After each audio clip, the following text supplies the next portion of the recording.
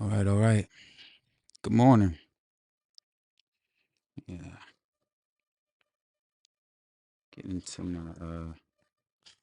notes. Good morning to me. Good morning to me first. Is it continuing in that space of me first?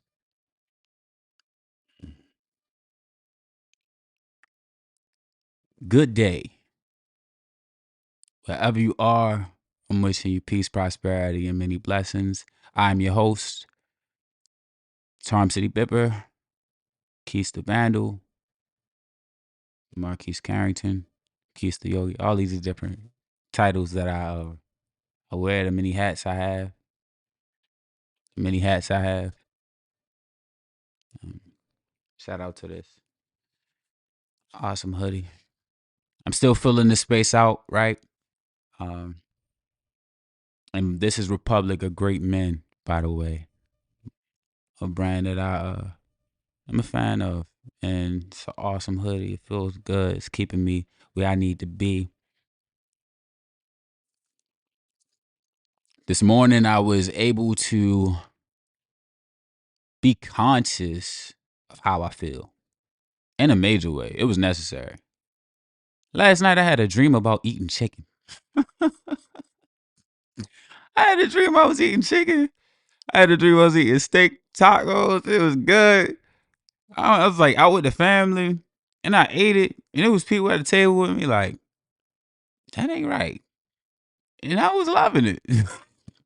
I'm not saying that's what I'm finna do in reality, in the realities, but that was an interesting moment. But I woke up like with a different type of energy. Uh and I was able to recognize it right away. I don't say right away. I was able to recognize it as it was unfolding. I woke up like in a hurry, like I don't know what I was rushing to. I was like, slow down. And then like I started um doing things that I committed to not doing. So I reached for the phone, started looking at text, started looking at Instagram, and it's early in the morning. So one thing I've been conscious of and like very intentional about is leaving the phone alone until about 6 or 7 a.m. Because the reality is this.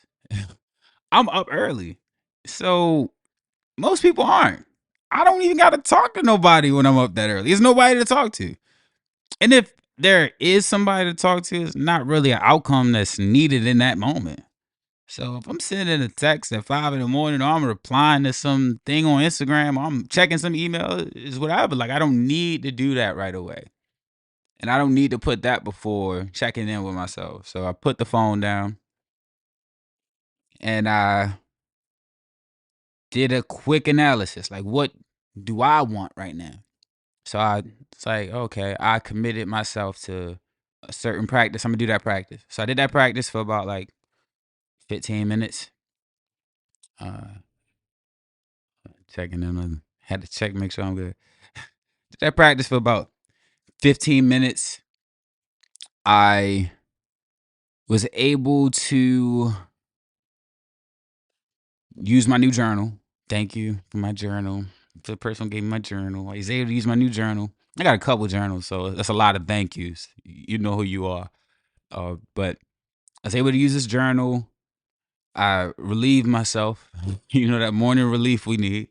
I think I sipped some water, drank some water, brushed my teeth.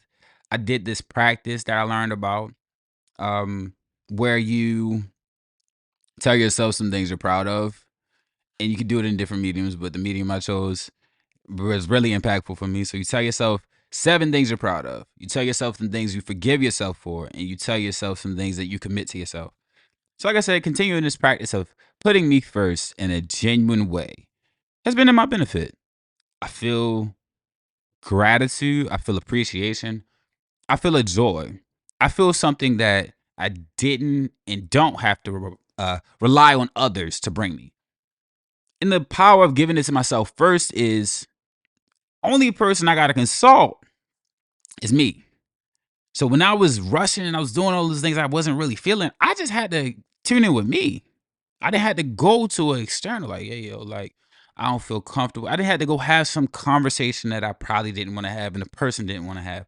I didn't have to go through these different nuances that we go through to get points across or whatever it may be. There's some different things I was able to think about this morning, but that morning routine really set me up. And I also had the opportunity to read a book by Eric Thomas, UOU.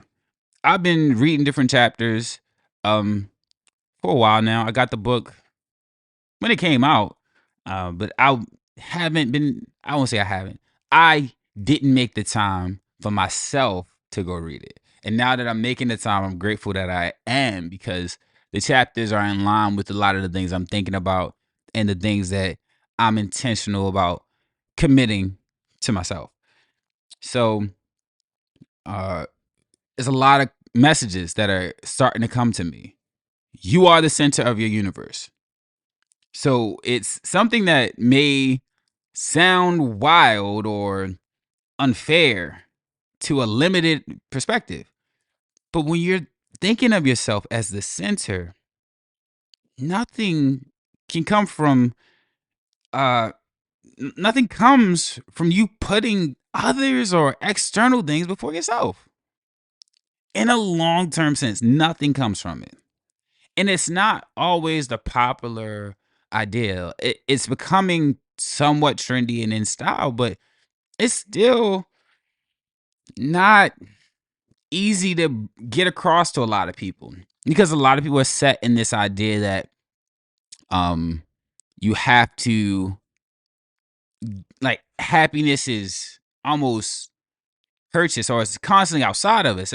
It's so much in society that's been externalized, and it's like, no, all of it starts within here. I tap myself, I feel good. That's me. And like I said, it isn't popular. It doesn't look cool, but it's good business. It's good motion. It's good money. It's good money putting yourself first. It's good money being conscious of what you need. It is good money, because the thing is this: if you aren't happy in the lowest space, if you aren't happy with nothing at all, where can you be happy? If you aren't happy at the bottom, you're not going to be happy at the top.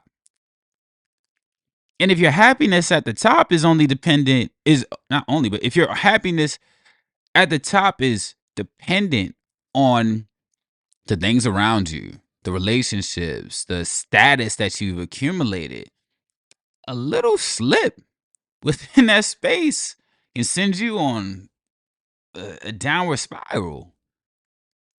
A breakup with the girl that was supposed to be the one can ripple into a lot of these different negative spaces, because you've defined this thing as something that allows you to be. You've allowed that thing to be a source when you are the source. Don't allow anything external to be your source. And the thing is wild, because even as I said that, a thought came across my mind. Some people may say, oh, God is external. God is within you. God is not an external source. God is within you. We are an extension of God. We're made in his image. So that's within us too. But even God, in this space that we exist in, and in the societal understanding, God is external. You got to go to a place to get to it. It's like, no, it's all within you. It's all within you. That's where it starts. So some thoughts this morning. Forgive others. Excuse me. Forgive others to free yourself from emotions that come with resenting them. So the emotions come up from resentment. To free ourselves from burdens that come from whatever negativity that won't allow us to move forward fully and wholly. We have to forgive others. We have to forgive them, because they will move on. And even if they don't move on and they still sit with it, it doesn't serve you. Ooh, you. It doesn't serve you to hold on to it. It doesn't serve you to leave part of yourself in that moment. Forgive others to release those burdens. It's done. Let it be done, baby. Let it go. Ooh, let it go. Let it go. Release them bags. Forgive yourself so that you can move on and be your fullest self. Whatever you did that brings you guilt, shame, and pain is done. It's done, son. It's over. Let it go. You deserve your forgiveness. You deserve forgiveness. And the forgiveness you give yourself is the forgiveness you give others. A lot of the guilt, a lot of the shame, a lot of the pain is a choice. It hurts to say, but it's a choice. You are choosing to say you ain't shit. You are choosing to say you're a sinner. You're choosing to say, nobody in my family was this, so I won't be that. You're choosing that. Stop making that choice. Forgive yourself, forgive others. Allow people to love you. That one's heavy. For me this morning, that's a reflection that I'm like, wow, what does it even look like? What does the acceptance of love look like? Especially when there's times in life where people's love was contingent on other things. So I reflect and I feel, this is what I feel. I feel as if there's times where the love was contingent. So acceptance of love is accepting those contingencies. And I don't want to accept contingencies. And when I'm saying contingencies, I don't want to accept that I have to be a certain way to get your love.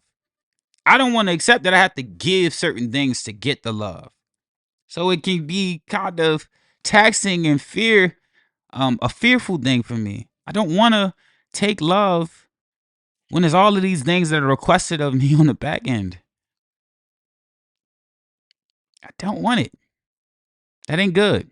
That ain't good. That ain't good motion. That ain't for me. And I hope that that's not something that you are making space for in your life. You don't let go of people, you outgrow them. That's in UOU. It's a quote from UOU. You don't let go of people, you outgrow them. And that is perfectly fine. And recognize this. The shoe will also fit on you. People will outgrow you. So something that I'm felt empowered by is understanding that I have to keep growing. And the people that are genuine about the things that I'm genuine about will realign in time. There's people that were around that are not around as much as they used to be. And there is no time for thinking about it in a negative aspect. I'm in a different space. I believe they are as well. And if they aren't, that is not my business. What people believe about me or feel about me is none of my business. And then it's funny because there was a time I was like, maybe it affects my business, what they think of me. Well, it affects the business I could do with that person. But this is the powerful part. I get to do business with other people. I don't have to just do business with that one entity, that one individual. Is abundance. There's abundance. There's an abundance of people I can do business with. So if there's 100,000 people who feel a way about me, there's 100,000 who honor me, right? And there may be more than 100,000 who honor me. Tune in with the ones who honor you. That is honorable. Couple of thoughts, like I said, couple of thoughts this morning. Again, gratitude. I am a guy from a place that I love. Follow me on social media. You know what that place is. It shouldn't be hard to find out. I again am grateful for being able to reflect, grateful for being able to sit with myself. I have some more things on this list, but I'm going to cut this one short and I'll do another part, another version of this and continue this conversation. But again, let things go, Forgive yourself. Forgive others. Understand what you need. Understand when you're falling short of what you need. The easiest person to consult about what you need is you. Stop thinking about sending that paragraph to that ex. Don't send that paragraph to the new one you talking to. Tune in with yourself and see what you need first. And again, I'm not saying that in a detrimental way. Be conscious of what I'm saying. If there is a conversation to be had to move things forward, have that conversation. But understand that self-reflection is needed. And allowing people into your life to hold you accountable and make you look at yourself and hold that mirror up to your face, they're needed. They are needed. It is another day, another opportunity to win and to be the best versions of ourselves for the people we love, and honestly for ourselves first. The best version of ourselves for ourselves first, and the best version of ourselves will trickle down and benefit the people that love us. Because the people that love us want us to be our best. And sometimes it doesn't show up properly. They may not honor it. That ain't your business. That ain't business. That right there is leisure. That's play. Leave that alone. Commit yourself to the practice of loving yourself. Commit yourself to the practice of honoring yourself and the God within you and the light within you. One day made better is many days made greater. I'm uplifting you to be in a world that cares. If I keep it to myself, I think that that's unfair. The joy I've been given is best when shared. Visionaries never die. Legends survive. Through the seeds we sow daily, we get better with time. Thank you for sitting with me. Thank you for sharing your time. I hope that this allows you to reflect on the way you're showing up and the different things in your life. Thank you for sitting with me through what I believe are imperfections, but the beautiful part is imperfections are the best part of life. Because I had to get through the imperfections to get to what somebody may consider better. I won't say perfect, but what somebody may consider awesome and amazing, right?